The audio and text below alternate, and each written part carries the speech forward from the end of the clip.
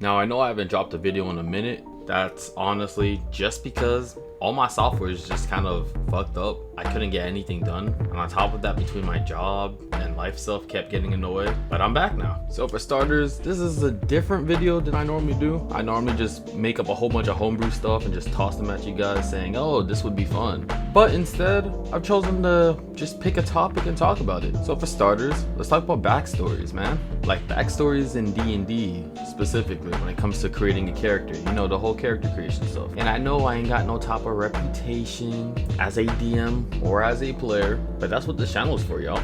So let's start from the beginning. Around this time of year, 3 years ago, actually that's crazy. It's like the first time I played D&D in a campaign and I had fun. I went kind of crazy in my character's backstory, but not too crazy. Like it was just enough details for my DM to work with, but not too much to where my DM couldn't throw in her own twist. In fact, a good second half of the campaign kind of revolved around my character's backstory. So personally, I do believe every backstory should give your character a motivation to move forward, a reason to want to go on the adventures that you guys are going on, a reason to fight, or a reason to run. And another thing you should do with backstories is to be detailed, but not so detailed that your DM is just overwhelmed with information and has to work around you as a player, or your character specifically. Like a poor example of this would be my first character, Kuza.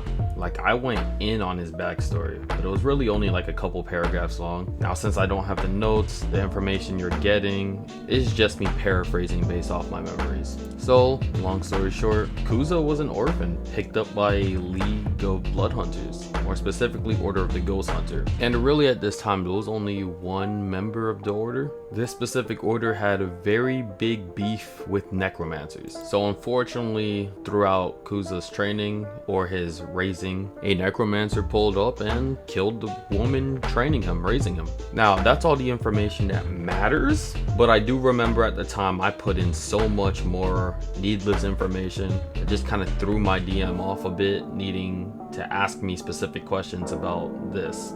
But this was a fun backstory because it was a revenge story, leading him to be more rash, hard-headed, dark, broody, and at the same time cocky. Especially since there weren't many people with his set of skills at the time. And this made for, well, what I would say, a great character. Like yeah, his backstory had interesting plot, but the plot of the backstory didn't supersede the plot of the overall story that we were playing in. Like in Kuza's revenge quest, he ends up meeting two other characters, Nyx and Arson. Arson and Kuza butt heads a lot, since Kuza didn't really think things through before going through with things, and Arson was an intelligent overthinker. He was a rogue. And Nyx, being a cleric, was definitely the group's mother, always stopping us from fighting each other every chance we got.